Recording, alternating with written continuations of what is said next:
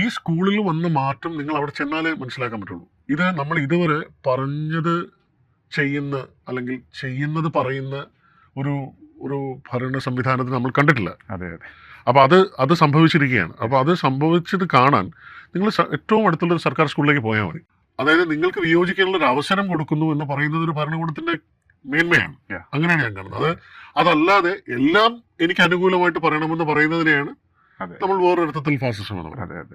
തുടർ ഭരണം എന്ന് പറയുന്നത് ചുമ്മാ സംഭവിച്ചൊരു കാര്യമല്ല. ഇപ്പം ഞാൻ മനസ്സിലാക്കുന്ന 5 വർഷങ്ങൾക്ക് മുമ്പ് 2ാം തവണ ഈ സർക്കാരിനെ തിരഞ്ഞെടുത്ത ജനങ്ങൾ അല്ലെങ്കിൽ അവർക്ക് മുന്നിൽ ഈ ഭരണ സംവിധാനം അല്ലെങ്കിൽ ഈ മുന്നണി മുന്നോട്ട് വെച്ച ആശയങ്ങൾ അത് പ്രാവർത്തികമാക്കാൻ പറ്റിയോ ഇല്ലയോ എന്ന് സാധാരണ കോമൺ സെൻസ് ഉള്ള ഒരാൾക്ക് കേരളത്തിൻ്റെ ഒരറ്റം മുതൽ മറ്റൊരറ്റം വരെ സഞ്ചരിക്കുമ്പോൾ കാണാൻ പറ്റുന്നുണ്ടെങ്കിൽ, അവർക്കതിൻ്റെ ഗുണം ഭോക്താകാൻ കഴിഞ്ഞിട്ടുണ്ടെങ്കിൽ, അവർക്കതിൻ്റെ ഏതെങ്കിലും തരത്തിൽ അവരുടെ കുടുംബത്തിലേക്ക് അവരുടെ ജീവിതത്തിലേക്ക് ഇതിൻ്റെ മാറ്റം കൊണ്ടുവരാൻ ഏതെങ്കിലും ഒരു ദിവസം അവർക്ക് സാധിച്ചിട്ടുണ്ടെങ്കിൽ തീർച്ചയായിട്ടും അവർ അതിനോടൊപ്പം തന്നെ നിൽക്കുക എന്നുള്ളതല്ലേ കോമൺ സെൻസ്. ആ കോമൺ സെൻസ് ഒരു കോമണർക്കുണ്ടോ എന്നുള്ളതാണ് നമ്മളിപ്പോൾ കാണാൻ പോകുന്നത്.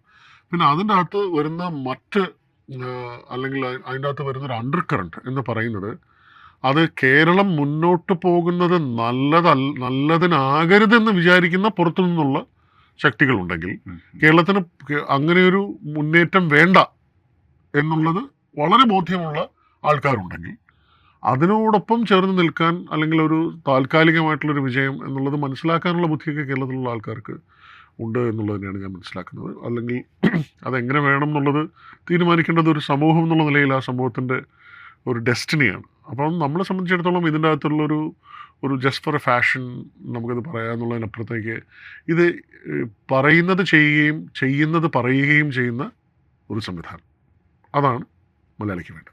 അനുദിനം വിസ്മയകരമായ മാറ്റങ്ങൾക്ക് വിധേയപ്പെട്ടുകൊണ്ടിരിക്കുന്ന ലോകത്താണ് നമ്മളിപ്പോൾ ജീവിച്ചുകൊണ്ടിരിക്കുന്നത്. സംശയമൊന്നുമില്ല. സിനിമാ രംഗത്തും സ്വാഭാവികമായിട്ടും ആ മാറ്റങ്ങൾ പ്രകടമാണ്. അതിപ്പോൾ ആളുകളുടെ കാഴ്ചശീലങ്ങളിലാവട്ടെ, സാങ്കേതിക വിദ്യയിലാവട്ടെ, എല്ലാം അത് പ്രകടമാണ്. അപ്പം ഇതിൻ്റെ വിതരണവുമായി ബന്ധപ്പെട്ട കാര്യങ്ങൾ OTT ഒക്കെ വരികയും അത് എസ്റ്റാബ്ലിഷ്ഡ് ആവുകയൊക്കെ ചെയ്തു. എങ്ങനെയാണ് ഈ മാറ്റങ്ങൾ കാണുന്നത്? ഇതിൻ്റെ ഒരു ഭാവി എങ്ങനെയായിരിക്കും? വളരെ സത്യമുള്ള ഒരു കാര്യമാണ് ഈ നമ്മളിപ്പോൾ അനുഭവിച്ചുകൊണ്ടിരിക്കുന്ന മാറ്റം. ഒരു കാരണം, നമുക്ക് സമാനതകളില്ലാത്ത ഒരു 10 വർഷമാണ് ഇപ്പോൾ കടന്നുപോയത്. അതായത് അത് പ്രളയമാവട്ടെ, കോവിഡ് ആവട്ടെ, അതായത് നമ്മുടെ ഒരു ഗ്രിറ്റിനെ ടെസ്റ്റ് ചെയ്യുന്ന നമ്മളൊരു ജനത എന്നുള്ള ഒരു കമ്മ്യൂൺ എന്നുള്ള നിലയിൽ നമ്മളെ ടെസ്റ്റ് ചെയ്യുന്ന ഒരു കാലഘട്ടത്തിലൂടെയാണ് നമ്മൾ കടന്നുപോയത്. അതായത് സാധാരണഗതിയിൽ നമ്മൾ സാധാരണ പറയാറുള്ള ഒരു ഡിപ്രഷൻ ഉണ്ടെങ്കിലാണ് പിന്നെ നമ്മളൊരു റൈസ് ഉണ്ടാവുന്നതെന്ന് പറഞ്ഞു. അതായത് മനുഷ്യൻ അവൻ്റെ ട്രാജഡിയുമായിട്ട് ഏറ്റവും അടുത്ത് നിൽക്കുമ്പോഴാണ് നമുക്കൊരു സന്തോഷം നമുക്ക് ഏറ്റവും നന്നായിട്ട് ഫീൽ ചെയ്യാൻ പറ്റുന്നത്. സോ പ്രളയം വന്നപ്പോൾ നമ്മളെല്ലാവരും ഒന്നിച്ചു. പ്രളയത്തിന് ശേഷമുള്ളൊരു കാലം നമുക്ക് ഒരു റിസർജൻസ് ആവശ്യമായിരുന്നു. അത് വലിയ കാലതാമസമില്ലാതെ തന്നെ കോവിഡ് പോലൊരു വലിയ ഒരു സോഷ്യലി നമ്മളെല്ലാവരെയും ജാതിമത ഭേദമേന്യെ എഫക്റ്റ് ചെയ്യുന്നൊരു സംഗതി വന്നു. അപ്പം നാച്ചുറലി എൻ്റർടൈൻമെൻറ്റ് സെക്ടറിന് ഒരു തിരിച്ചടി എന്നുള്ളതിനെക്കാട്ടിയും അതൊരു ഭയങ്കര ഓപ്പർച്യൂണിറ്റി ആയി. കാരണം അല്ലെങ്കിൽ ഒരു 10 വർഷമൊക്കെ കഴിഞ്ഞ് പോപ്പുലർ ആവേണ്ട OTT എന്ന് പറയുന്നത് ആൾക്കാർക്ക് പരിപൂർണമായിട്ടും വീട്ടിലിരുന്നു കൊണ്ട് ഇൻ്റർനെറ്റിനെ ഭയങ്കരമായിട്ട് ഉപയോഗിച്ചുകൊണ്ട് നമുക്ക് നമ്മുടെ സിനിമയെ ഒരു ലോകത്തിന് മുന്നിലുള്ള പല വേദികളിലേക്കും എത്തിക്കാനുള്ള ഒരു സാമൂഹിക അവസരം സംജാതമായി. ഇപ്പോൾ ശരിക്കും നമ്മളൊരു കോവിഡിന് ശേഷമുള്ളൊരു സമയം നമുക്ക് അത്രയും OTT കൺസംഷൻ ഇല്ല. ശരിക്കും പറഞ്ഞു കഴിഞ്ഞാൽ അന്ന് നമുക്ക് OTT ഉള്ളൂ. അതായത് നമ്മളെല്ലാവരും വീട്ടിനകത്താണ്. വീട്ടിലിരുന്നു കൊണ്ട് ഒരു ജാലകം തുറന്ന് നമുക്ക് സിനിമ കാണണം അല്ലെങ്കിൽ എൻ്റർടൈൻഡ് ആവണം എന്നുള്ളൊരു സംഗതി. അപ്പം നോർമലി നമ്മളിപ്പം ഇൻസ്റ്റാഗ്രാമിൻ്റെയൊക്കെ ഒരു റവന്യൂ സോഴ്സ് നോക്കില്ല. അതായത് മോർ ദാൻ നമുക്കൊരു സോഷ്യൽ മീഡിയ കണക്ഷൻ എന്നുള്ളതിനപ്പുറത്തേക്ക് ഏറ്റവും കൂടുതൽ നമുക്ക് അങ്ങനെ ഒരു സ്ഥലത്തിൽ എൻഗേജ് ചെയ്യുന്നൊരു കമ്മ്യൂണിറ്റി ആയിട്ട് മലയാളികൾ മാറി. എന്ത് പ്രശ്നം ഉണ്ടെങ്കിലും സോഷ്യൽ മീഡിയയിലൂടെ നമുക്കതിനെ നേരിടാൻ പറ്റും എന്നുള്ളൊരു ഡെമോക്രറ്റൈസേഷൻ നമുക്ക് സോഷ്യൽ മീഡിയ കൊണ്ടുവന്നു. സിമിലർ സംഗതിയാണ് OTTയിൽ സംഭവിച്ചത്. അത് ലോങ് ഫോർമാറ്റ് സിനിമയ്ക്ക് എത്രത്തോളം ഗുണം ചെയ്യും തിയേറ്ററുകളിൽ എന്നുള്ളത് ഒരു പക്ഷേ നമുക്ക് കുറച്ച് നാൾ കഴിഞ്ഞേ അറിയാൻ പറ്റുള്ളൂ. പക്ഷേ സ്വാഭാവികമായിട്ടും OTT കൊണ്ടുവന്ന ഒരു ഫിനാൻഷ്യൽ റിയാലിറ്റി ഉണ്ട്. അതുകൊണ്ട് തന്നെ അതുകൊണ്ട് സൃഷ്ടിച്ച കുറേ പുതിയ താരങ്ങളുണ്ട്. അതായത് 2, 3, 4 പേരിൽ മാത്രം ഒതുങ്ങി നിന്നിരുന്ന ഒരു സ്റ്റാർഡം അല്ലെങ്കിൽ അതിൽ നിന്നിരുന്നതിന് കുറച്ചും കൂടെ പുതിയ മുഖങ്ങളിലേക്കൊക്കെ എത്തി. ഫോർ എക്സാമ്പിൾ, ഇപ്പം നമുക്കറിയാമായിരുന്നു വളരെ ടാലൻറ്റഡ് ആയിട്ടുള്ള താരങ്ങളായിരുന്നു ഫഹദ് ഫാസിൽ, ജോജു ജോർജ് തുടങ്ങിയ ആക്ടേഴ്സൊക്കെ ഒരുപക്ഷെ OTT സ്പേസിൽ കൂടെ തിയേറ്ററിൽ അത്രത്തോളം വാണിജ്യ വിജയം നേടാത്ത സിനിമകൾ പോലും ഒരുപക്ഷെ OTTയിലൂടെ നമുക്ക് മറ്റ് സംസ്ഥാനങ്ങളിൽ ഒരു മാർക്കറ്റ് ഉണ്ടാകുന്ന തരത്തിൽ അത് ഡെവലപ്പ് ചെയ്യും. ഇന്റർനാഷണൽ ഇന്ത്യക്കകത്ത് തന്നെ പലർക്കും ആക്ച്വലി മലയാളം സിനിമ എന്ന് പറഞ്ഞു കഴിഞ്ഞാൽ ഒരു പക്ഷേ വളരെ ചെറിയ ഫോക്കസ് ഉള്ള, അതായത് ഒരു ആർട്ട് ഹൗസ് ഫോളോ ചെയ്യുന്ന ആൾക്കാർക്ക് അതെന്നും അതൊരു Aravindan sir, Adoor sir, Shaji sir അങ്ങനെ അതിൽ മാത്രം നിൽക്കുന്നതായിരുന്നു. മെയിൻ സ്ട്രീം സിനിമയാണെങ്കിൽ അതൊരു അങ്ങനത്തെ ഒരു 2-3 താരങ്ങളിൽ മാത്രം ഒതുങ്ങി നിൽക്കുന്നതായിരുന്നു. പക്ഷേ we started other people started seeing Malayalam cinema. കാരണം സബ് ടൈറ്റിൽസ് വന്നു തുടങ്ങി, ഒരു പ്രോപ്പറായിട്ടുള്ള ഒരു ലാംഗ്വേജ് ട്രാൻസ്ലേഷൻ സംഭവിച്ചു തുടങ്ങി. അപ്പം എന്നെ സംബന്ധിച്ചിടത്തോളം ഞാനത് നമ്മൾ OTT സ്പേസ് ഇങ്ങനെ സംഭവിക്കും എന്നുള്ളത് നമ്മളൊരു 5 വർഷം കഴിഞ്ഞ് സംഭവിക്കും എന്ന് പറഞ്ഞാൽ നമുക്ക് പെട്ടെന്ന് അടുത്തപ്പോൾ എനിക്കൊന്നും പേഴ്സണലി ആ OTT സ്പേസ് റൈഡ് ചെയ്യാൻ പറ്റിയില്ല. ആക്ച്വലി അങ്ങനൊരു OTT ഫിലിംസ് ഒന്നും ഞാൻ അങ്ങനെ ചെയ്തില്ല. പിന്നെ നമ്മൾ ചെയ്തപ്പോഴേക്കും ആ OTT ഒരു സംഗതി അത് പോകും ചെയ്യും. അതിൻ്റെ കാരണം എന്ന് വെച്ച് കഴിഞ്ഞാൽ പ്രൈമറിലി ഒരു അങ്ങനത്തെ ആർട്ടിസ്റ്റുകൾ അല്ലെങ്കിൽ അങ്ങനത്തെ കൂട്ടായ്മകൾ എഫേർട്ട് എടുക്കുന്ന സിനിമകളാണ് നടന്നുകൊണ്ടിരുന്നത്. കാരണം അവരുടെ ചെറിയ കമ്മ്യൂണിറ്റിയിൽ നിന്നുകൊണ്ടാണ് നടന്നുകൊണ്ടിരുന്നത്. സോ നമുക്കിപ്പം മനസ്സിലാവുന്നത് അതിൻ്റെ അകത്ത് തന്നെ നമുക്കിപ്പോൾ എനിക്കൊന്നൊരു 2nd ജനറേഷൻ 3rd ജനറേഷൻ OTTക്കകത്ത് വന്നു കഴിഞ്ഞു. അന്ന് കോവിഡിൻ്റെ സമയത്ത് ഉണ്ടായ പോലല്ല. അതിൽ നിന്ന് ഒരു സാച്ചുറേഷൻ ഉണ്ടായി. അതിൽ നിന്ന് നെക്സ്റ്റ് ലെവൽ OTT സംഗതികൾ വന്നു. ഇപ്പോൾ എഗെയിൻ വീണ്ടും അതിൻ്റെ അകത്തൊരു റിസർജൻസ്, വേറൊരു തരത്തിലുള്ള ഒരു ഫിനാൻഷ്യൽ ഇക്വേഷൻസ് മാറിയിട്ടുണ്ട്. അതാണ് ഇപ്പോൾ സംഭവിച്ചുകൊണ്ടിരിക്കുന്നത്. ഞാൻ ആദ്യം വളരെ ആസ് യു റൈറ്റ്ലി സെഡ്, നമ്മളിപ്പോൾ നിൽക്കുന്ന ഒരു ടെക്നോളജിക്കൽ റെവല്യൂഷൻ്റെ അടുത്താണ്. അപ്പോൾ ഇവിടെ നമ്മൾ മനുഷ്യനിർമ്മിത ബുദ്ധിയെക്കുറിച്ച് സംസാരിക്കുന്നുണ്ട്. മനുഷ്യനിർമ്മിത ബുദ്ധി എത്രത്തോളം പെർഫെക്ഷനിലേക്ക് പോകുന്നു. ഇനി അതിനാകെ പിടിക്കേണ്ടത് ഹ്യൂമൻ ഇംപെർഫെക്ഷൻസ് ആണ്. അതായത് നമ്മളുടെ കഴിവ് കേടുകൾ ഇവർക്ക് റിഫ്ലക്റ്റ് ചെയ്യാൻ പറ്റുന്നില്ല. അതാണ് കാരണം വെച്ചാൽ ഇപ്പം ഭയങ്കര പെർഫെക്റ്റ് ആയിട്ടുള്ള ഇമേജ് നമുക്കറിയാം, ഇത് കാണുമ്പോൾ AI ആണെന്നുള്ളത്. അപ്പം നമ്മൾ രണ്ടുപേരും അങ്ങോട്ട് ഇരിക്കുമ്പോൾ ഉള്ള ഇംപെർഫെക്ഷൻസ് ആണ് നമ്മൾ ഹ്യൂമൻ ആക്കുന്നത്. അപ്പോൾ അതിലേക്കുള്ള ദൂരം കുറഞ്ഞുകൊണ്ടിരിക്കുകയാണ്. അപ്പം നമുക്കത് എനിക്കൊന്ന് അതിൻ്റെ ആ ഒരു ഡിസ്ക്രിപ്ഷൻ നമ്മുടെ കയ്യിലാണ്. അത് യൂസ് ചെയ്യുന്ന അത്തരം ടൂളുകൾ യൂസ് ചെയ്യുന്ന അത്തരം ടൂളുകളുടെ ഒരു ഡെപ്ത് മനസ്സിലാക്കുന്ന ആർട്ടിസ്റ്റുകളുടെ എണ്ണം ദിനം പ്രതി കൂടിക്കൊണ്ടിരിക്കുന്നു. അതിന് പ്രായപരിധിയുമില്ല. ഒരുപക്ഷെ ഇത്ര ഗ്രാജുവേഷൻ കഴിഞ്ഞാൽ മാത്രമാണ് സിനിമയിലേക്ക് അനുഭവം കൊണ്ട് പരിചയം കൊണ്ട് എത്തി നിൽക്കുന്ന ആൾക്കാരെന്ന് നമ്മൾ കരുതുന്നു. അപ്പോൾ അത് അല്ലാതെ നമ്മൾ രണ്ടാമതൊരു കാറ്റഗറി കാണുന്നത് ഇനിയിപ്പോൾ നമുക്ക് ഇത്രയും പ്രായമൊക്കെ ആയി, ഇനിയിപ്പോൾ നമുക്ക് സിനിമ ചെയ്യാൻ പറ്റില്ല, ഇനിയിപ്പോൾ നമ്മൾ ഇതിനൊക്കെ വേണ്ടി ഇറങ്ങിയിട്ട് സമയം കളഞ്ഞിട്ട് കാര്യമുണ്ടോ എന്ന് വിചാരിക്കുന്ന ഒരു സംഘം ആൾക്കാർ. അവരെ സംബന്ധിച്ചിടത്തോളം അസ്തമിച്ചവരാണ്, ആശകൾ അസ്തമിച്ചവരാണ്, അവർ ആഗ്രഹങ്ങൾ അസ്തമിച്ചവരാണ്. ഇനി അത്രത്തോളം ബാക്ക്ഗ്രൗണ്ടിൽ നിന്ന് വരാൻ പറ്റാത്ത സ്ത്രീകൾ, കുട്ടികൾ, അവർക്കൊക്കെ ഭാവനയുണ്ട്. പക്ഷെ നമുക്കൊക്കെ എങ്ങനെയാണ് ഇത് പറ്റുന്നത്? സിനിമ എന്ന് പറയുന്നത് ഒരു ഇൻഡസ്ട്രി അല്ലേ, അതിന് അവിടെ പോണ്ടേ, കൊച്ചി പോണ്ടേ, അല്ലെങ്കിൽ അതിന് നമ്മളിങ്ങനെ കാണണ്ടേ? അപ്പം നിങ്ങളുടെ ലാപ്ടോപ്പോ നിങ്ങളുടെ മൊബൈൽ ഫോണോ നിങ്ങളുടെ ഒരു ടൂളോ യൂസ് ചെയ്തുകൊണ്ട് നിങ്ങളുടെ ഭാവനയിലുള്ളൊരു സിനിമ നിങ്ങൾക്ക് 1 മിനിറ്റ് കൊണ്ടോ 2 മിനിറ്റ് കൊണ്ടോ ഉണ്ടാക്കാൻ പറ്റുമെങ്കിൽ, അല്ലെങ്കിൽ അത് ചിന്തിക്കാൻ പറ്റുമെങ്കിൽ അതിന് ഒരു ഓഡിയൻ ഉണ്ടാവുന്നു എന്ന് പറയുന്നത് ഒരു ഭയങ്കര വിപ്ലവകരമായ മാറ്റം തന്നെയാണ്. അപ്പം നമ്മൾ പറയുന്നത് അതിൻ്റെ ഒരു ഇൻഡസ്ട്രി സ്വഭാവത്തിൻ്റെ അകത്ത് നിന്നുകൊണ്ട് തന്നെ ഇങ്ങനെ ഒരു ബൊക്കെ കൂടി, അതായത് ഫിലിംസിൻ്റെ ഒരു ബൊക്കെ കൂടി അതിനുള്ളിലേക്ക് ചേരും. അത് ഒന്നിനെ മാറ്റി വെക്കാനോ പകരമാകാനോ അല്ല, ഇങ്ങനെ കൂടി ഒന്നുണ്ട്. അത് ആരെയാണ് അഡ്രസ് ചെയ്യുന്നത്? സാധാരണഗതിയിൽ ഫിനാൻഷ്യലി എൻഡോർഡ് അല്ലാത്ത ഒരു സംഘം ആൾക്കാർ. ആശയങ്ങളുണ്ട്, ആഗ്രഹങ്ങളുണ്ട്, പക്ഷെ ആരെ കാണണമെന്നറിയില്ല, ഇന്ന ആൾക്കാരെ വെച്ച് ചെയ്യാൻ പറ്റുന്നില്ല എന്നുള്ള പ്രയാസത്തിലിരിക്കുന്നത്. മറ്റേത് ഒരു ജീവിതകാലം മുഴുവൻ ഇതിനു വേണ്ടി നടന്നു, ഇതൊന്നും നടക്കുന്നില്ലല്ലോ എന്ന് പറഞ്ഞ് ഡിപ്രസ്ഡ് ആയിരിക്കുന്നത്. ഈ 2 കാറ്റഗറിയിൽ ആൾക്കാരിലെയും മിടുക്കികളെയും റെപ്രസെന്റ് ചെയ്യാൻ പറ്റുന്ന ടെക്നോളജി ഇന്ന് വിരൽത്തുമ്പുകളിലുണ്ട്. അത് ചെറിയ കാര്യമല്ല. അതിന് സർക്കാർ കൊടുക്കുന്ന ഒരു വലിയ സപ്പോർട്ട് സിസ്റ്റമാണ്. നമ്മളിവിടെ ഒരു സ്റ്റാർട്ടപ്പ് ഫെസ്റ്റിവൽ നടത്തി, ടാഗോർ തിയേറ്ററിലായിരുന്നു. ആ സ്റ്റാർട്ടപ്പ് ഫെസ്റ്റിവൽ എന്ന് പറയുന്നത് എനിക്ക് തോന്നുന്നു ഇന്ത്യയിൽ ആദ്യമായിട്ടായിരിക്കും അങ്ങനെ യുവജനങ്ങളെ ഉൾപ്പെടുത്തിക്കൊണ്ട് അങ്ങനെ ഒരു ഫെസ്റ്റിവൽ ഫോർമാറ്റിൽ 4-5 ദിവസം നീണ്ടു നിൽക്കുന്ന ഇൻട്രാക്ഷൻസും എല്ലാം കൂടെ വച്ചുകൊണ്ട് നമ്മളിവിടെ നടത്തിയിരിക്കുന്ന ഒരു വലിയ വിപ്ലവകരമായ ഒരു മൂവ്മെൻ്റ് ആയിരുന്നത്. അതിൽ അന്ന് ചർച്ച ചെയ്ത കാര്യങ്ങളുടെ ഒരു 30% എങ്കിലും നമ്മൾ അടുത്ത 2-3 വർഷത്തിനുള്ളിൽ വരികയാണെങ്കിൽ നമ്മളിപ്പോൾ നിൽക്കുന്ന ഇതിൻ്റെ പല സമവാക്യങ്ങളും മാറും. ഒരു സംശയം അത് 100% അത് അതിനെ ഫെസിലിറ്റേറ്റ് ചെയ്യുന്ന ടെക്നോളജി നമ്മൾ സംസാരിച്ചുകൊണ്ടിരിക്കുമ്പോൾ തന്നെ ഉണ്ടാകുന്നുണ്ട്. കാരണം ഞാൻ 1.5 വർഷമായിട്ട് നമ്മളിപ്പോൾ ഇതിനെ ഫോളോ ചെയ്യുന്നത്. ഇനി അടുത്ത ആൾക്കാർക്ക് ശരിക്കും അത്രയും പ്രയാസമില്ല. നമ്മളിപ്പോൾ ഡോസ് പഠിച്ചു, അത് കഴിഞ്ഞിട്ട് നമ്മളൊരു ഓപ്പറേറ്റിംഗ് സിസ്റ്റം വിൻഡോസ് വന്നു, ഈ ഓപ്പറേറ്റിംഗ് സിസ്റ്റത്തിൻ്റെ പല വേർഷൻസ് വന്നു, iOS-ലേക്ക് എത്തി എന്ന് പറഞ്ഞ പോലെ നമ്മൾ ഈ മൊബൈൽ രംഗത്ത് വന്നിരിക്കുന്ന 15 വർഷത്തെ മാറ്റം ഒരു 15 മാസം കൊണ്ട് ഈ കാര്യത്തിൽ സംഭവിക്കുന്നുണ്ട്. സിനിമ റിഫ്ലക്റ്റ് ചെയ്യുന്നത് സൊസൈറ്റിയെ തന്നെ ആയതുകൊണ്ട് സിനിമയ്ക്കകത്ത് സ്വീകരിക്കുന്ന വിഷയങ്ങൾ അല്ലെങ്കിൽ സിനിമ അത്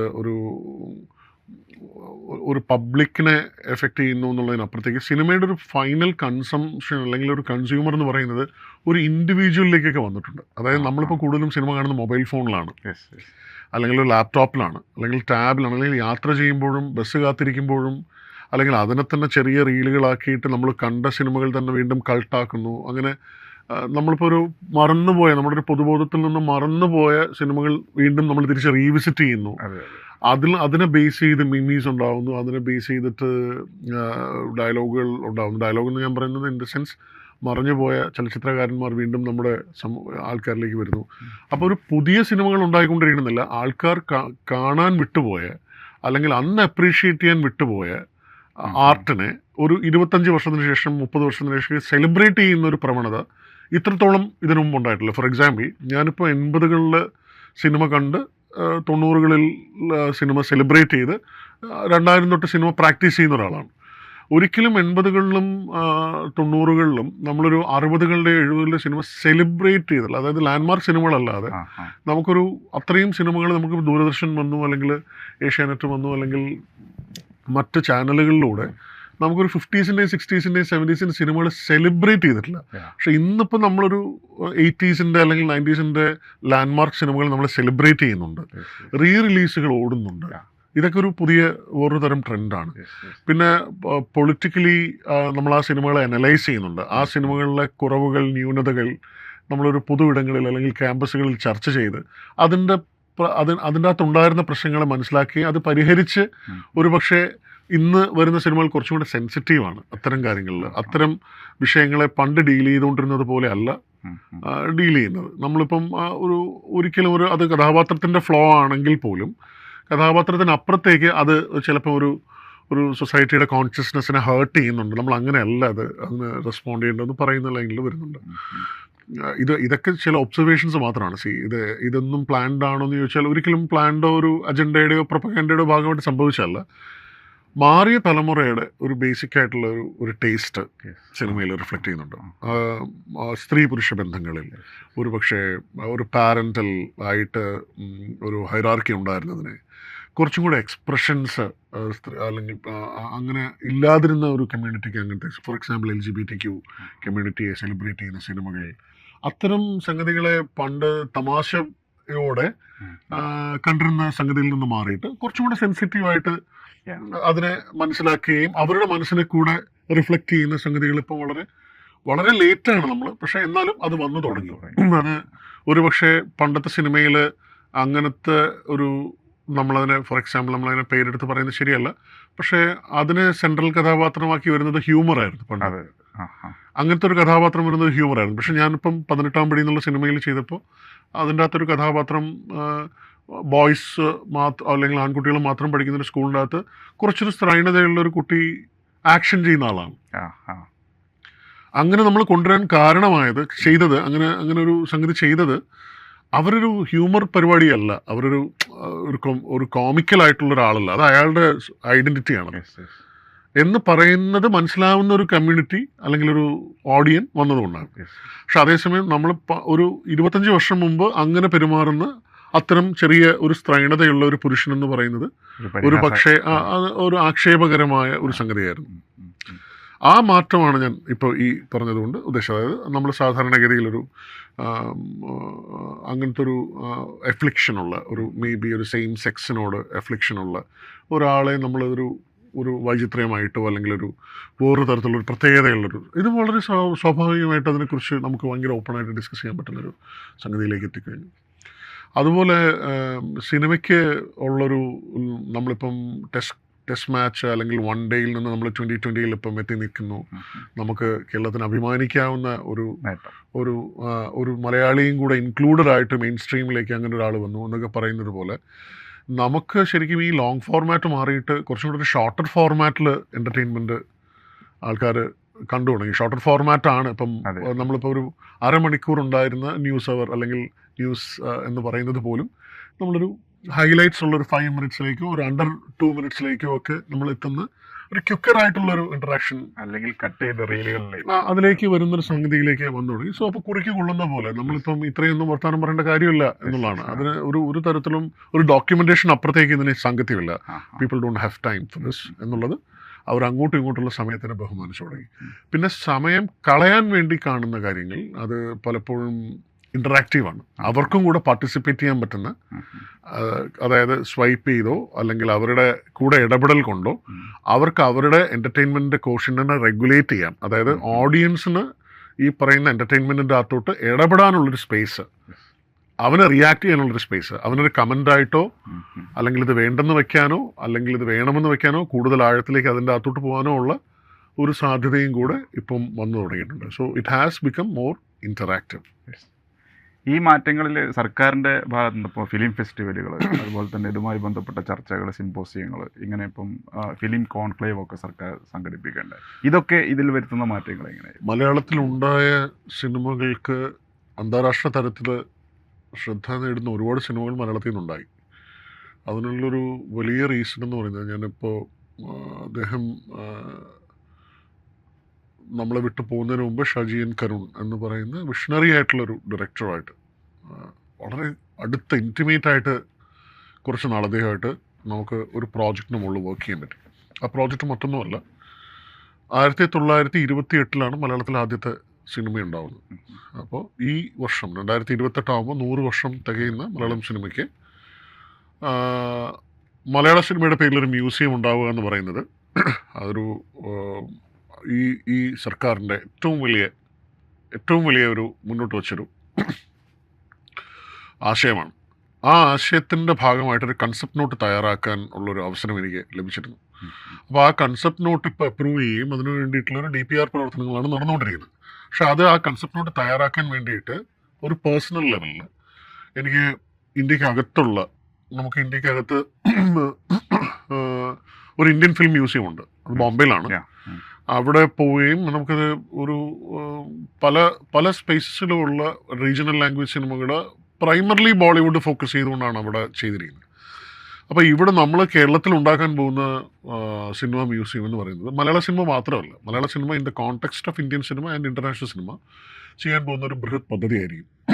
അപ്പോൾ ആ പദ്ധതി യാഥാർത്ഥ്യമാക്കണമെങ്കിൽ ഇങ്ങനെയുള്ളൊരു ആശയ സംവിധാനം ഉള്ള അതായത് ഇതിനു മുമ്പ് അങ്ങനെ ഒരു ആശയം ഉണ്ടായിരുന്നില്ല. അതൊരു സാധാരണഗതിയിൽ മ്യൂസിയം എന്ന് പറയുന്നത് ഒരു കെട്ടിടമല്ലെന്നും അതൊരു ഓബ്ജക്റ്റ് ഡിസ്പ്ലേ മോഡലല്ല ചെയ്യേണ്ടത്, അതൊരു ഇൻറ്ററാക്റ്റീവ് സ്പേസ് ആയിരിക്കണം എന്നുള്ളതും, അവിടെ സിനിമ എന്ന് പറയുന്നത് ജസ്റ്റ് ഈ പറഞ്ഞ പോലെ കുറച്ച് പഴയ എക്യുപ്മെൻറ്റ്സ് കാണിക്കുക അല്ലെങ്കിൽ പഴയ ക്ലിപ്പിങ്സ് കാണിക്കുക എന്നുള്ളതിനപ്പുറത്തേക്ക് സിനിമയെ അപ്രീഷിയേറ്റ് ചെയ്യുകയും സിനിമയെ മനസ്സിലാക്കാനും പഠിക്കാനും ഒക്കെയുള്ള ഒരു റിസർച്ച് ഓറിയൻറ്റഡ് ആയിട്ടുള്ള ആൾക്കാർക്ക് പലയിടങ്ങളിൽ നിന്ന് വരാനും മലയാള സിനിമയെ ആഴത്തിൽ അതിൻ്റെ എല്ലാ ഡിപ്പാർട്ട്മെൻറ്റുകളെയും അതിൻ്റെ പുറകിലുണ്ടായിരുന്ന ഗുരുതുല്യരായ ആൾക്കാരെയും അല്ലെങ്കിൽ അതിൻ്റെ സാങ്കേതിക പ്രവർത്തകരെയും നടീനടന്മാരെയും ഫസ്റ്റ് ഹാൻഡായിട്ട് മനസ്സിലാക്കാനും എക്സ്പീരിയൻസ് ചെയ്യാനും പറ്റുന്ന ഒരു മ്യൂസിയം, അത് യാഥാർത്ഥ്യമാക്കാൻ ഈ സർക്കാർ എടുത്തിരിക്കുന്ന ഇനീഷ്യേറ്റീവ് എന്ന് പറഞ്ഞാൽ അൺബിലീവബിളാണ്. അതുപോലെ അത് യാഥാർത്ഥ്യമായാൽ ഒരു പക്ഷേ ഇന്ത്യയിലെ ഏറ്റവും വലിയ ഫിലിം മ്യൂസിയം അതായിരിക്കും. യാഥാർത്ഥ്യമായാലെന്ന് പറഞ്ഞാൽ യാഥാർത്ഥ്യമാകാൻ ഒരുപാട് കടമ്പകളൊന്നുമില്ല. അതിന് വേണ്ടിയിട്ട് സംസ്ഥാന ബഡ്ജറ്റിൽ തന്നെ അതിന് വേണ്ടിയിട്ട് ഉള്ളൊരു അതിനുള്ളൊരു പ്രൊവിഷനുണ്ട്. അപ്പോൾ ഷാജിയൻ കരുണിൻ്റെ ഷാജി സാറിൻ്റെ ഏറ്റവും വലിയൊരു ഡ്രീം എന്ന് പറയുന്നത് ഈ നമ്മുടെ സർക്കാർ സംവിധാനത്തിലൂടെയുള്ള പണം മാത്രമല്ല, നമുക്ക് ഈ സിനിമ ഒരു എൻ്റർടൈൻമെൻറ്റ് മീഡിയം ആയതുകൊണ്ട്, ഒരു ഇൻഡസ്ട്രി ആയതുകൊണ്ട് തന്നെ നമുക്കിതിൻ്റെ ഗാലറീസ് അല്ലെങ്കിൽ ഇത്തരം കാര്യങ്ങൾക്കകത്തോട്ട് തൽപരരായിട്ടുള്ള കോൺട്രിബ്യൂട്ടേഴ്സിനെ ഇന്ത്യയിലെമ്പാടും നിന്നും ക്ഷണിക്കുക. അത്തരം റീജിയണൽ ലാംഗ്വേജിൽ ഇവിടുന്ന് പോയി വർക്ക് ചെയ്തിട്ടുള്ള, മറ്റ് റീജിയണൽ ലാംഗ്വേജിൽ ഇവിടുന്ന് പോയി വർക്ക് ചെയ്തിട്ടുള്ള സാങ്കേതിക പ്രവർത്തനമുണ്ട്. അവരുടെ കോൺട്രിബ്യൂഷനും കൂടെ മാനിക്കുന്ന തരത്തിൽ, ഫോർ എക്സാമ്പിൾ ഒരു മലയാളി ആയിരിക്കാം, പക്ഷെ നിങ്ങൾ കൂടുതലും ബംഗാളി സിനിമയിലോ അല്ലെങ്കിൽ ഹിന്ദി സിനിമയിലോ ഒക്കെ വർക്ക് ചെയ്തിട്ടുള്ള, തെലുങ്ക് സിനിമയിലൊക്കെ വർക്ക് ചെയ്യുന്ന ഒരുപാട് പ്രൊഫഷണൽസ് നമുക്കുണ്ട്. അപ്പോൾ അവരുടെ വർക്കിനെ കൂടെ ഉൾക്കൊള്ളിച്ചുകൊണ്ട്, അവരുടെ അച്ചീവ്മെൻറ്റ്സിനെ കൂടെ കാണിച്ചുകൊണ്ട് ഇന്ത്യയിലുള്ള ഇതര സംസ്ഥാനങ്ങളിലുള്ള സിനിമ കലാകാരന്മാർക്ക് കൂടി ഇവിടെ വന്ന് ഇൻട്രാക്ട് ചെയ്യാൻ പറ്റുന്ന ഒരു വലിയ സ്പേസാണ് നമ്മൾ വിഭാവന ചെയ്തിരിക്കുന്നത്. അത് നിലവിലുള്ള ചിത്രാഞ്ജലിയുടെ വികസനവുമായിട്ട് ബന്ധപ്പെട്ട് 2.5-3 ഏക്കർ സ്ഥലം അതിനു വേണ്ടിയിട്ട് വകയിരുത്തുകയും അത് ചലച്ചിത്ര അക്കാദമിയുടെ ഒരു പ്രവർത്തനങ്ങളുടെ ഭാഗമായിട്ട് അവിടെ ഒരു പക്ഷേ നാളെ ഒരു സമയത്ത് ഒരു കമ്മ്യൂണിറ്റി സെൻറ്റർ പോലെ, നാളെ ഒരു പക്ഷേ കേന്ദ്രീകൃതമായ ഒരു നമുക്ക് അവിടെയും ഈ ഫിലിം ഫെസ്റ്റിവലുകളുടെ ഒരു വെന്യൂ ആക്കാൻ പറ്റുന്ന തരത്തിൽ പ്രദർശനശാലകളും നമുക്ക് ഈ പറഞ്ഞ പോലെ കോൺക്ലേവുകളും അതുപോലെ പഠന ശിബിരങ്ങളും നടത്താൻ പറ്റുന്നൊരു സ്പേസ് എന്നുള്ള നിലയിലാണ് അതിനെ വിഭാവന ചെയ്തിരിക്കുന്നത്. അപ്പോൾ അതുമായിട്ട് ബന്ധപ്പെട്ട് 3.5 വർഷം പ്രവർത്തിക്കാൻ ഒരു അവസരം എനിക്ക് കിട്ടിയിരുന്നു. അപ്പോൾ അത് നമുക്ക് പഠിക്കാനുള്ളൊരു സമയമാണ്. പേഴ്സണലി എന്നെ സംബന്ധിച്ചിടത്തോളം ഉള്ള യാത്രകളിൽ നമ്മൾ ലോകത്ത് ഉള്ള വിവിധ മ്യൂസിയങ്ങൾ സന്ദർശിക്കാൻ, ഇതിനിടയിൽ വെനീസ് ബിനാലെ ഉണ്ടായിരുന്നു. അപ്പോൾ വെനീസ് ബിനാലയിൽ ഞാൻ പങ്കെടുത്തിരുന്നു. വെനീസ് ബിനാലയിലുള്ള വർക്ക്ഷോപ്സിലൊക്കെ പങ്കെടുക്കാനുള്ളൊരു അവസരം കിട്ടിയപ്പോൾ അവിടെ എങ്ങനെയാണ് അവർ സിനിമ, അവിടുത്തെ ഒരു സിനിമ തിയേറ്ററിൻ്റെ പേര് ദർശന എന്നാണ്. വെനീസ് ഫിലിം ഫെസ്റ്റിവൽ നടക്കുന്ന ഒരു ഓഡിറ്റോറിയത്തിൻ്റെ പേര് ദർശന എന്നാണ്. അപ്പോൾ അത് അതിൻ്റെ ഒരു ഇന്ത്യൻ കണക്ഷൻ അല്ലെങ്കിൽ അതിൻ്റെ ഒരു ബേസിക് ആയിട്ടുള്ളൊരു ദർശനവുമായിട്ട് ബന്ധപ്പെട്ടൊരു സംഗതിയാണ്. അപ്പോൾ അത് നമുക്കത് മനസ്സിലാക്കാൻ പറ്റുന്നത് അത്തരം അവിടെ എനിക്കൊന്ന് അടൂർ സാറിൻ്റെ പടം മാത്രമേ ഇതിനു മുമ്പ് എത്തിയിട്ടുള്ളൂ. അല്ലെങ്കിൽ അങ്ങനത്തെ ഒരു വലിയ സ്പേസിലോട്ടൊക്കെ നമുക്ക് സിനിമയ്ക്ക് പോകാൻ പറ്റുന്ന തരത്തിൽ അവിടെ നിന്നൊക്കെ നമുക്ക് പഠിക്കാൻ പറ്റുന്ന കാര്യങ്ങളുണ്ടായിരുന്നു. അതുപോലെ നമ്മൾ സ്യൂറിക്കിലുള്ള മ്യൂസിയംസ്, ലൂവർ, അതുപോലെ US മ്യൂസിയം, ഇതൊക്കെ നമുക്ക് പേഴ്സണൽ പഠനത്തിൻ്റെ ഭാഗമായിട്ട് നമുക്ക് പോയി കാണാനും, ഒരു മ്യൂസിയം ഓഫ് മൂവിങ് ഇമേജസ് എന്നുള്ള ലൈനിൽ സിനിമ എന്നുള്ളതിനപ്പുറത്തേക്ക് ചലനചിത്രങ്ങളുടെ ഒരു മ്യൂസിയം എന്നുള്ള നിലയിലാണ് അത് സർക്കാർ അതിനെ വിഭാവന ചെയ്തിരിക്കുന്നത്. അപ്പോൾ ആ കൺസെപ്റ്റ് നോട്ടിന് അംഗീകാരം ലഭിക്കുകയും ആ കൺസെപ്റ്റിന് വേണ്ടിയിട്ട് ഒരു വലിയ മൂവ്മെൻറ്റും നടന്നുകൊണ്ടിരിക്കുകയാണ്. അപ്പോൾ എനിക്ക് തോന്നുന്നത് 2028 ആകുമ്പോഴത്തേക്കും അതിൻ്റെ ഒരു ഫസ്റ്റ് ഫേസ് യാഥാർത്ഥ്യമാവണം എന്നുള്ള നിലയിലാണ് ഇപ്പോൾ കാര്യങ്ങൾ മുന്നോട്ട് പോയിക്കൊണ്ടിരിക്കുന്നത്. 2028 അത് 100 വർഷം തികയുന്ന മലയാള സിനിമയ്ക്ക് കൊടുക്കാൻ പറ്റുന്ന ഏറ്റവും വലിയ ഒരു ഹോമേജ് ആയിരിക്കും എന്ന് എനിക്ക് തോന്നുന്നു. അത് പറയേണ്ട സമയവും എനിക്ക് തോന്നുന്നു അതിൻ്റേതായ സമയമാകുമ്പോഴത്തേക്കും അതിൻ്റേതായ ഇത് തീർച്ചയായിട്ടും ഞാൻ ഏറ്റവും ഉറ്റുനോക്കുന്ന ഒരു വലിയ കോൺട്രിബ്യൂഷൻ സിനിമയെ സംബന്ധിച്ചിടത്തോളം അത് ആയിരിക്കുമെന്ന് എനിക്ക് തോന്നുന്നു. ഈ മാറ്റങ്ങൾ സിനിമാ രംഗത്ത് വരുമ്പോൾ സർക്കാരിൻ്റെ ഭാഗത്തു നിന്നും ഇടപെടൽ ഉണ്ടായിട്ടുണ്ട്. തീർച്ചയായിട്ടും സർക്കാരിൻ്റെ ഭാഗത്തു നിന്നും മറ്റെല്ലാ അടിസ്ഥാന സൗകര്യ വികസനങ്ങളിൽ ഇടപെടൽ ഉണ്ടായിട്ടുണ്ട്. നമ്മുടെ ആശുപത്രികൾ, നമ്മുടെ സ്കൂൾ, അതുപോലെ തന്നെ നമ്മുടെ റോഡുകൾ, എല്ലാ കാര്യത്തിലും മാറ്റങ്ങൾ ഉണ്ടായിട്ടുണ്ട്. അപ്പം സാംസ്കാരിക മേഖലയിൽ എസ്പെഷ്യലി സിനിമാ രംഗത്ത് സർക്കാരിൽ നിന്നുണ്ടായിട്ടുള്ള ഇടപെടലുകളെ, അതിനെ തുടർന്നുണ്ടായ മാറ്റങ്ങളെ എങ്ങനെയാണ് കാണുന്നത്? നമ്മൾ തമ്മിൽ സംസാരിക്കുന്ന ഒരു കോൺവെർസേഷനിലേക്ക് വരുന്നത് 109 വർഷം പ്രായമുള്ള ഒരു സർക്കാർ UP സ്കൂളിൽ ഒരു ആനുവൽ ഡേയിലുള്ളൊരു ഇൻട്രാക്ഷൻ കഴിച്ചിട്ടാണ് വരുന്നത്. 1917 സ്ഥാപിതമായ ഒരു സാധാരണ സർക്കാർ സ്കൂളാണത്. ഒരു കുടിപ്പള്ളിക്കൂടമായിട്ട് തുടങ്ങി പിന്നീട് അവിടെ ഇന്ന് ഞാൻ കണ്ടത് ഏകദേശം അവിടെ ഉള്ളതിലൊരു 95% അധ്യാപികമാരാണ്. 2 അധ്യാപകന്മാരേ ഉള്ളൂ. 230 കുട്ടികളുണ്ട്. അവിടെ അവർ ആ ഫംഗ്ഷൻ ഓർഗനൈസ് ചെയ്ത രീതി എന്ന് പറയുന്നത് കഴിഞ്ഞൊരു 7 വർഷമായിട്ട് അവിടെ പഠിപ്പിക്കുന്ന ഒരു അധ്യാപിക പറഞ്ഞത് അൺബിലീവബിളാണ്. കാരണം അവിടുത്തെ പ്രധാനാധ്യാപിക 6 വയസ്സുള്ളപ്പോൾ അതേ സ്കൂളിൽ പഠിക്കുകയും അവിടെ പഠിച്ചിട്ട് അവിടെ 21 വർഷമായിട്ട് അധ്യാപികയായിട്ട് ജോലി ചെയ്തിട്ട് ഇപ്പോൾ പ്രധാനാധ്യാപികയായിട്ട് ചേർന്നിരിക്കുന്ന 35 വർഷം അവർ ആ സ്കൂൾ അതിനടുത്ത് ജനിച്ച് വളർന്ന് അവർ വേറെയൊക്കെ പഠിച്ചിട്ട് അതേ സ്കൂളിൽ തന്നെ ഹെഡ് മിനിസ്റ്ററായിട്ട് വർക്ക് ചെയ്യുകയാണ്. ആ സ്കൂളിൽ പോയിട്ടാണ് ഞാൻ വരുന്നത്. ഈ സ്കൂളിൽ വന്ന മാറ്റം നിങ്ങൾ അവിടെ ചെന്നാലേ മനസ്സിലാക്കാൻ പറ്റുള്ളൂ. ഇത് നമ്മൾ ഇതുവരെ പറഞ്ഞത് ചെയ്യുന്ന അല്ലെങ്കിൽ ചെയ്യുന്നത് പറയുന്ന ഒരു ഭരണ സംവിധാനത്തിന് നമ്മൾ കണ്ടിട്ടില്ല. അതെ. അപ്പോൾ അത് സംഭവിച്ചിരിക്കുകയാണ്. അപ്പോൾ അത് സംഭവിച്ചത് കാണാൻ നിങ്ങൾ ഏറ്റവും അടുത്തുള്ളൊരു സർക്കാർ സ്കൂളിലേക്ക് പോയാൽ മതി. ആ മാറ്റം നിങ്ങൾക്ക് വളരെ വ്യക്തമാകുന്നത് കുട്ടികളുടെ മുഖത്തു നിന്നാണ്. കാരണം വെച്ചാൽ അവർ ഒരു 7ാം ക്ലാസ് വരെയുള്ള ഒരു യു പി സ്കൂളിലെ കുട്ടികളെ സാധാരണഗതിയിൽ നമ്മളൊരു 10-15 വർഷം മുമ്പ് നമ്മളൊരു സ്കൂളിൽ പോകുമ്പോൾ കാണുന്ന ചിത്രവും ഇപ്പോൾ നമ്മൾ കാണുന്ന ചിത്രവും തമ്മിലൊരു ഭയങ്കര കോൺട്രാസ്റ്റ് ഉണ്ട്. ആ കോൺട്രാസ്റ്റ് ടെക്നോളജി കൊണ്ടുവന്ന മാറ്റമോ അല്ലെങ്കിൽ എന്തെങ്കിലും തരത്തിലുള്ളൊരു പ്രത്യേകത അതിനും ചെയ്തോ ഉണ്ടോ എന്നല്ല. ഞാൻ ചോദിച്ചപ്പോൾ അതിൻ്റെ ഒരു കാരണം വെച്ച് കഴിഞ്ഞാൽ എൻകറേജ്മെൻ്റ് ഉണ്ട്. അതായത് അവസരങ്ങളുണ്ട് എന്നുള്ളതും അവർക്ക് കൂടുതൽ റീച്ച് ഔട്ട് ചെയ്യാനും അവരുടെ പരിമിതികൾ കാത്തു നിന്നുകൊണ്ട് ഒരു സംഗതി വൃത്തിയായിട്ട് സംഘടിപ്പിക്കാനുമുള്ള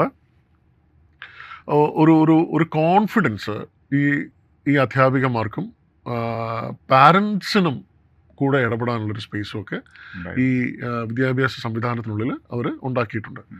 മാത്രമല്ല ഞാനിത് അത്ഭുതപ്പെട്ടു പോകുന്നൊരു കാര്യം, അവർക്ക് സ്വന്തമായിട്ടൊരു ചാനലുണ്ട്. അവരുടെ അകത്ത് നിന്നും ഇതുപോലെ നമ്മളിന്ന് സംസാരിക്കുന്ന വളരെ വ്യക്തമായിട്ടും വൃത്തിയായിട്ടുമുള്ള ഭാഷയിൽ സംസാരിക്കുന്ന കുട്ടികളുണ്ട്. അവരാണ് വാർത്ത അവതരിപ്പിക്കുന്നത്. അവരാണ് ആ സ്കൂളിൻ്റെ ദൈനംദിന, ഞാൻ പറയുന്നത് ഇവിടെ തിരുവനന്തപുരത്ത് ഉള്ള കൊഞ്ചിറവിള യു പി സ്കൂളിനെ കുറിച്ചാണ് ഈ പറഞ്ഞിരിക്കുന്നത്. പറഞ്ഞത് ഇതൊരു സ്മാർട്ട് ക്ലാസ് റൂമുകളുള്ള സംഗതിയൊന്നുമല്ല, ഒരു വളരെ സാധാരണ സ്കൂളാണ്. പക്ഷേ അവിടുത്തെ കുട്ടികൾ അല്ലെങ്കിൽ അവിടുത്തെ ടീച്ചർമാരെന്ന് പറയുന്നത് ഒരു ഒറ്റപ്പെട്ട സംഭവമല്ല. അത് കേരളത്തിലെ ഏത് ജില്ലയിൽ പോയാലും കേരളത്തിലെ ഏത് സ്ഥലത്ത് പോയാലും നമുക്ക് കാണാൻ പറ്റുന്ന ഒരു മാറ്റമാണ്. സിമിലർലി നമ്മളിപ്പോൾ വയനാട് പോലൊരു സ്ഥലത്ത് കഴിഞ്ഞൊരു 2003 മുതൽ ഫ്രീക്വൻ്റ് ചെയ്യുന്ന ഒരാളാണ് ഞാൻ. 2003 നമ്മളവിടെ പോകുമ്പോഴത്തേക്കും അവിടെ ടൂറിസം പൊട്ടൻഷ്യലിന് വേണ്ടിയിട്ടുള്ള സംഗതികളാണ്. പക്ഷേ അടിസ്ഥാനപരമായ വിദ്യാഭ്യാസം അല്ലെങ്കിൽ ഹെൽത്ത് എന്ന് പറയുന്ന സംഗതിയിൽ നമ്മൾ പെട്ടെന്ന് അവിടെ വെച്ചൊരു അപകടം സംഭവിച്ചാൽ, അതായത് പെട്ടെന്നൊരു സാധാരണ പുറത്തുനിന്ന് വരുന്ന ഒരു അതിഥിക്ക്, ഒരു ടൂറിസ്റ്റിന് വയനാട്ടിൽ വെച്ച് ഒരു അപകടം സംഭവിക്കുന്നു എന്ന് വയ്ക്കുക. പെട്ടെന്ന് അവിടുന്ന് ഒരു മെഡിക്കൽ ഹെൽപ്പ് കിട്ടണമെന്നുണ്ടെങ്കിൽ നമുക്കൊരു ട്രാവൽ അൺഅവോയ്ഡബിൾ ആയിരുന്നു. ഫോർ എക്സാമ്പിൾ ഞങ്ങളിപ്പം വാഗമണിൽ ഷൂട്ട് ചെയ്തുകൊണ്ടിരുന്നപ്പോഴത്തേക്കും നമുക്കൊരു ആക്ഷൻ സീക്വൻസിൻ്റെ ഇടയിൽ ഈ ഒരു എക്സ്പ്ലോഷൻ സാധനത്തിൻ്റെ ഇടയിൽ നമ്മുടെ മുഖ്യ നടൻ്റെ മുഖത്തേക്ക് ഈ എക്സ്പ്ലോഷൻ വരികയും ഈ മുഖം മുഴുവൻ ചെറിയ ചെറിയ ചെറിയ ചെറിയ ഈ പാർട്ടിക്കിൾസ് ഉണ്ടല്ലോ, ഇത് മുഴുവൻ, അതായത് അയാളുടെ മുഖമാണ് അയാളുടെ ഇൻവെസ്റ്റ്മെന്റ്, ഞാൻ അത് പറയുന്നില്ല, പക്ഷെ അയാളുടെ മുഖം മുഴുവൻ ഈ ഷാപ്നൽസ് തുളച്ചു കയറി. ഇത് വളരെ സൂക്ഷ്മമായിട്ടാണ് ഈ സംഗതികൾ മാറ്റേണ്ടത്. അല്ലെങ്കിൽ അത്രയും ചെയ്തില്ലെങ്കിൽ അയാളുടെ മുഖത്തൊരു ഡിഫോമിറ്റി വരും. ഏറ്റവും പെട്ടെന്ന് നമുക്ക് അങ്ങനൊരു സാധാരണ ഏറ്റവും നോർമലായിട്ടുള്ള ഒരു സർക്കാർ സംവിധാനത്തിലേക്ക് നമുക്ക് എത്തിക്കാൻ പറ്റി. അദ്ദേഹത്തിന് അങ്ങനെ ഒരു സംഗതി ചെയ്യാൻ പറ്റിയപ്പോൾ അവർ ചെയ്ത അതിനോടുള്ള റെസ്പോൺസ് ടൈം എന്ന് നമ്മൾ പറയും. ഒരു അപകടം സംഭവിച്ചാൽ അതിനെ ഡീൽ ചെയ്യേണ്ട ഒരു പ്രത്യേക ടൈമിനുള്ളിൽ നമ്മളത് ചെയ്തില്ലെങ്കിൽ അത് definitely it will have its on impact. അപ്പോൾ അത് നമുക്ക് ചെയ്യാൻ ഇപ്പോൾ നമുക്ക് എല്ലായിടത്തും സംവിധാനങ്ങളുണ്ട് എന്നുള്ളതാണ്. പിന്നെ അതിൽ തന്നെ നമ്മൾ ഈ പഠിച്ചിറങ്ങുന്ന വിദ്യാർത്ഥികൾക്ക് പണ്ട് അങ്ങനത്തെ ഒരു നിർബന്ധിത സേവനം എന്ന് പറയുന്നത് ഒരു ടോർച്ചറായിരുന്നു. പക്ഷെ ഇന്ന് നമുക്ക് ചെറുപ്പക്കാരെ കാണും, അവർ മോട്ടിവേറ്റഡ് ആണ്. അവർ അത്തരം സംവിധാനങ്ങളിൽ ചെന്ന് അങ്ങനെ ഒരു സംഗതി ചെയ്യുന്നതിൽ നിങ്ങൾ കാണാൻ പറ്റുന്ന മിക്കവാറും ഒരു 25-നും 40 വയസ്സിനും ഇടയ്ക്കുള്ള ഒരുപാട് പുതിയ ഡോക്ടർമാർ ഇൻട്രാക്ട് ചെയ്ത ഒരു സംഗതി. അതൊന്നും അറിയാതെ ഈ ഒറ്റപ്പെട്ട സംഭവങ്ങൾ പോലെ ചിലർ ഭയങ്കരമായിട്ട് മോട്ടിവേറ്റഡ് ആയി. എനിക്ക് തോന്നുന്നു ഇതൊരു വളരെ കൃത്യമായ മൂവ്മെൻ്റ് ഇല്ലാതെ, കൃത്യമായ ഒരു നിർദ്ദേശമില്ലാതെ അങ്ങനെ സംഭവിക്കാൻ പറ്റില്ല. കാരണം എനിക്ക് തോന്നുന്നു കോവിഡ് സമയം തൊട്ടാണ് അത് രാഷ്ട്രം ശ്രദ്ധിച്ചു തുടങ്ങിയത്. കൃത്യമായ കണക്കുകൾ പറയുക, കൃത്യമായ ഡോക്യുമെന്റേഷൻ ഉണ്ടാവുക, ഇത്രയും പേർക്ക് ഇത് രോഗമുക്തി ഉണ്ടായി എന്ന് പറയുന്ന ഒരു സംവിധാനം നമ്മൾ ഇതിനു മുമ്പ് കണ്ടിട്ടുണ്ടോ? വേറെ ഏതെങ്കിലും സംസ്ഥാനങ്ങളിൽ നമുക്ക് കണ്ടിട്ടുണ്ടോ?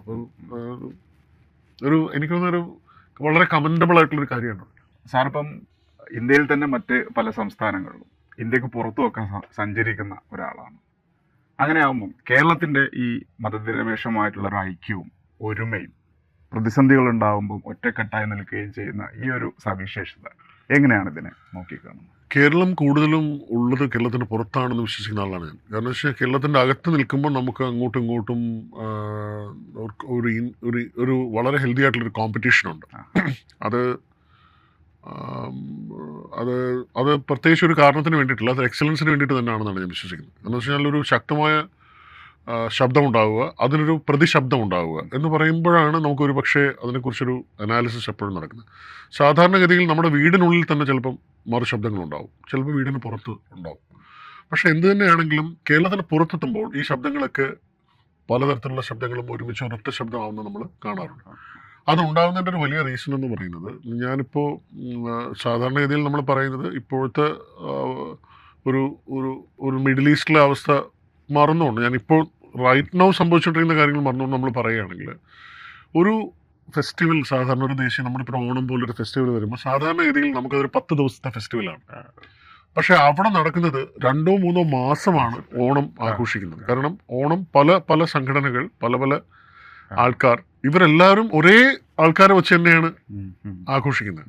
അവിടെ മലയാളി എന്ന് പറയുന്ന, അല്ലെങ്കിൽ കേരളം എന്ന് പറയുന്ന ഒരു എൻറ്റിറ്റി കൊണ്ടുവരാൻ, അല്ലെങ്കിൽ അവർക്കൊരു വോയിസ് കൊണ്ടുവരാൻ തീർച്ചയായിട്ടും എല്ലാ കാലവും സർക്കാർ ശ്രമിച്ചിട്ടുണ്ട്. അല്ലെങ്കിൽ അത് കൊടുക്കുന്നൊരു കോൺഫിഡൻസ് ഉണ്ട് നമുക്ക്. പ്രത്യേകിച്ചും നമുക്കിവിടെ കേരളത്തിനൊരു പ്രശ്നം വന്നപ്പോൾ ഏറ്റവും കൂടുതൽ നമുക്ക് അതിന് വേണ്ടിയിട്ട് കോൺട്രിബ്യൂട്ട് ചെയ്യുന്നത്, അത് അവിടെ നിന്ന് വരുന്നൊരു കോൺട്രിബ്യൂഷൻ പണമായിട്ട് മാത്രമല്ല, അവരുടെ സ്നേഹം അല്ലെങ്കിൽ അവരുടെ ഒരു ഇടപെടൽ എന്ന് പറയുന്നത് അല്ല, അത് എവിടെയോ നടക്കുന്ന, കേരളം നമ്മൾ വിട്ടുകളഞ്ഞൊരു സ്ഥലമാണല്ലോ എന്നല്ല അവർ വിചാരിക്കുന്നത്. അതുപോലെ സിനിമയിൽ സംഭവിച്ചിരിക്കുന്നത്, ഇപ്പം കേരളത്തിനുള്ളിൽ നിന്ന് വന്നിരുന്ന വരുമാനം, ഞാൻ പറയുന്നത് അതിൻ്റെ ഒരു ഇൻഡസ്ട്രി എന്നുള്ള നിലയിൽ എൻ്റെ പണം അത്രയും തന്നെ കേരളത്തിന് പുറത്തു നിന്ന് കേരളത്തിലേക്ക് വരുന്നു, കേരളത്തിലെ സിനിമകൾക്ക് കിട്ടുന്നു എന്നുള്ളത് ഈ കഴിഞ്ഞ കാലഘട്ടത്തിനിടയിൽ ഉണ്ടായ ഒരു മാറ്റമാണ്. അത്രയും വരുമാനം ഉണ്ടായിരുന്നില്ല, അതിൻ്റെ ഒരു 10% നമുക്ക് ശരിക്കും പുറത്തുനിന്ന് ഉണ്ടായിരുന്നു.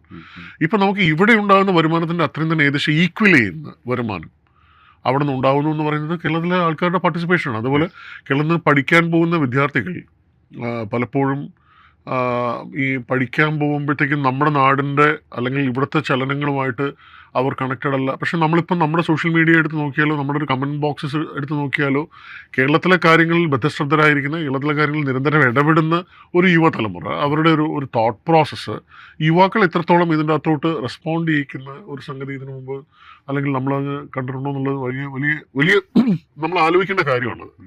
അല്ല, നമ്മൾ പറയുന്നു ഇത് വായന കുറഞ്ഞു അല്ലെങ്കിൽ കാഴ്ചശീലങ്ങൾ മാറി, അത് ഡൈവേർട്ടഡ് ആയിട്ട് മറ്റൊരു രീതിയിലേക്കാണ് പോയത്. അല്ലാതെ വായിക്കാത്തത് കൊണ്ട് ആൾക്കാർക്ക് കുഴപ്പമൊന്നും പറ്റിയിട്ടില്ല.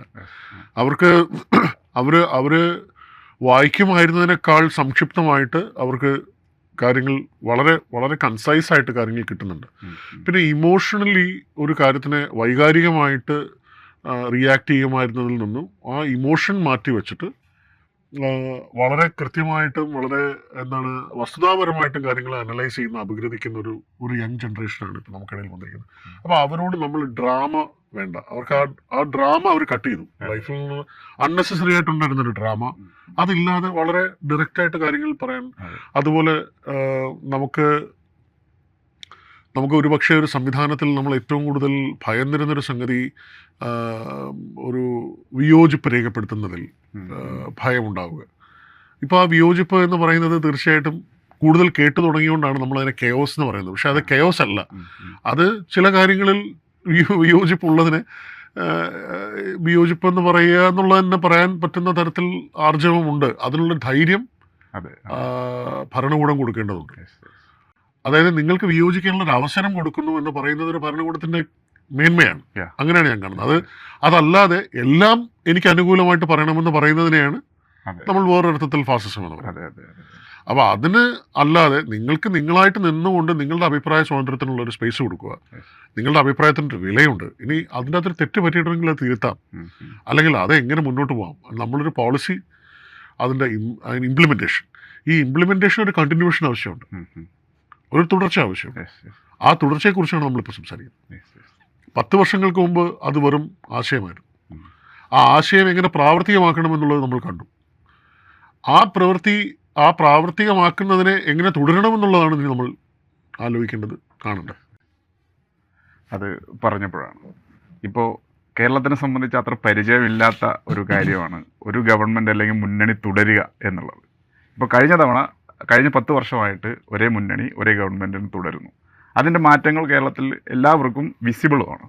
എന്നാൽ അതേ സമയത്ത് ഈ തുടർഭരണത്തെക്കുറിച്ചുള്ള ചർച്ചകൾ നടന്നുകൊണ്ടിരിക്കുകയാണ്. ചിലർ പറയുന്നു തുടർഭരണം ഉണ്ടായിക്കഴിഞ്ഞാൽ അത് ദോഷമായിരിക്കുമെന്ന് പറയുന്നു. ചില ആളുകൾ പറയുന്നു ഈ കാര്യങ്ങളുടെയൊക്കെ പൂർത്തീകരണത്തിന് നിർബന്ധമായും തുടർഭരണം വേണമെന്നുള്ള നിലയിൽ പറയുന്നു. സാർ ഇതിൽ എവിടെയാണ് നിൽക്കുന്നത്? അല്ല, ഈ ചില ആളുകൾ എന്ന് പറയുന്നത് നമ്മൾ കേരളത്തിലുള്ള ആൾക്കാരെ കുറിച്ച് തന്നെയാണല്ലോ. അപ്പോൾ നമ്മൾ മനസ്സിലാക്കേണ്ടത്, ഈ ചില ആളുകൾക്ക് ഇത് കാണാൻ പറ്റുന്നുണ്ടെങ്കിൽ അവർക്ക് അവരുടേതായ ഈ കാഴ്ചപ്പാടുകൾ അവർക്ക് വളരെ പോസിറ്റീവായിട്ട് തോന്നുന്നെങ്കിൽ ഇത് വെറുതെ സംഭവിച്ചൊരു കാര്യമല്ലല്ലോ. ഒരു തുടർ ഭരണം എന്ന് പറയുന്നത് ചുമ്മാ സംഭവിച്ചൊരു കാര്യമല്ല. ഇപ്പം ഞാൻ മനസ്സിലാക്കുന്ന 5 വർഷങ്ങൾക്ക് മുമ്പ് രണ്ടാം തവണ ഈ സർക്കാരിനെ തിരഞ്ഞെടുത്ത ജനങ്ങൾ, അല്ലെങ്കിൽ അവർക്ക് മുന്നിൽ ഈ ഭരണ സംവിധാനം അല്ലെങ്കിൽ ഈ മുന്നണി മുന്നോട്ട് വെച്ച ആശയങ്ങൾ അത് പ്രാവർത്തികമാക്കാൻ പറ്റിയോ ഇല്ലയോ എന്ന് സാധാരണ കോമൺ സെൻസ് ഉള്ള ഒരാൾക്ക് കേരളത്തിൻ്റെ ഒരറ്റം മുതൽ മറ്റൊരറ്റം വരെ സഞ്ചരിക്കുമ്പോൾ കാണാൻ പറ്റുന്നുണ്ടെങ്കിൽ, അവർക്കതിൻ്റെ ഗുണം ഭോക്താകാൻ കഴിഞ്ഞിട്ടുണ്ടെങ്കിൽ, അവർക്കതിൻ്റെ ഏതെങ്കിലും തരത്തിൽ അവരുടെ കുടുംബത്തിലേക്ക് അവരുടെ ജീവിതത്തിലേക്ക് ഇതിൻ്റെ മാറ്റം കൊണ്ടുവരാൻ ഏതെങ്കിലും ഒരു ദിവസം അവർക്ക് സാധിച്ചിട്ടുണ്ടെങ്കിൽ തീർച്ചയായിട്ടും അവർ അതിനോടൊപ്പം തന്നെ നിൽക്കുക എന്നുള്ളതല്ലേ കോമൺ സെൻസ്. ആ കോമൺ സെൻസ് ഒരു കോമണർക്കുണ്ടോ എന്നുള്ളതാണ് നമ്മളിപ്പോൾ കാണാൻ പോകുന്നത്. പിന്നെ അതിൻ്റെ അകത്ത് വരുന്ന മറ്റ് അല്ലെങ്കിൽ അതിൻ്റെ അകത്ത് വരുന്നൊരു അണ്ടർ കറണ്ട് എന്ന് പറയുന്നത്, അത് കേരളം മുന്നോട്ട് പോകുന്നത് നല്ലതിനാകരുതെന്ന് വിചാരിക്കുന്ന പുറത്തു നിന്നുള്ള ശക്തികളുണ്ടെങ്കിൽ, കേരളത്തിന് അങ്ങനെയൊരു മുന്നേറ്റം വേണ്ട എന്നുള്ളത് വളരെ ബോധ്യമുള്ള ആൾക്കാരുണ്ടെങ്കിൽ, അതിനോടൊപ്പം ചേർന്ന് നിൽക്കാൻ അല്ലെങ്കിൽ ഒരു താൽക്കാലികമായിട്ടുള്ളൊരു വിജയം എന്നുള്ളത് മനസ്സിലാക്കാനുള്ള ബുദ്ധിയൊക്കെ കേരളത്തിലുള്ള ആൾക്കാർക്ക് ഉണ്ട് എന്നുള്ളത് തന്നെയാണ് ഞാൻ മനസ്സിലാക്കുന്നത്. അല്ലെങ്കിൽ അതെങ്ങനെ വേണം എന്നുള്ളത് തീരുമാനിക്കേണ്ടത് ഒരു സമൂഹം എന്നുള്ള നിലയിൽ ആ സമൂഹത്തിൻ്റെ ഒരു ഡെസ്റ്റിനിയാണ്. അപ്പം നമ്മളെ സംബന്ധിച്ചിടത്തോളം ഇതിൻ്റെ അകത്തുള്ളൊരു ജസ്റ്റ് ഫോർ എ ഫാഷൻ നമുക്കത് പറയാമെന്നുള്ളതിനപ്പുറത്തേക്ക് ഇത് പറയുന്നത് ചെയ്യുകയും ചെയ്യുന്നത് പറയുകയും ചെയ്യുന്ന ഒരു സംവിധാനം, അതാണ് മലയാളിക്ക് വേണ്ടത്. ഇത്രയും സമയം കേരള പച്ചയോട് സംവദിച്ചതിനും വിലപ്പെട്ട വിവരങ്ങൾ പങ്കുവച്ചതിനും വളരെയധികം നന്ദി.